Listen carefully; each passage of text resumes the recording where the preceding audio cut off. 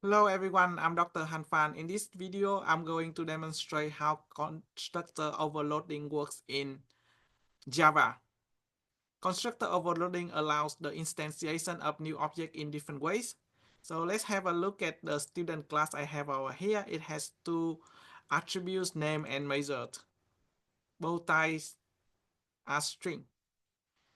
It can take one constructor with no parameters. And this is the name, this is the measure. And it has another constructor with one input parameters, and this is the name, this is the measure, and it can have one constructor with both input parameters, and this is the name and this is the measures. In the constructor without any parameters, both name and attribute will take the default values that I set as no name and no measure. In the constructor with both input parameters, both name and measure will take the value from the input parameters. In the constructor with single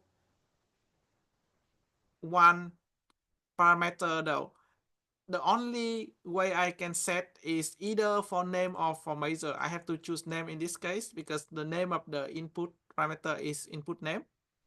But I cannot have both.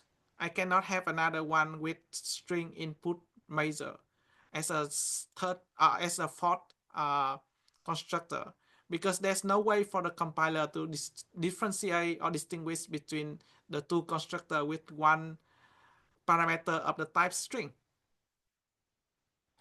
So when I use the different constructor to create different objects using the class student, it will show different details. Different object will be created and it will show different details when I call the print student details method.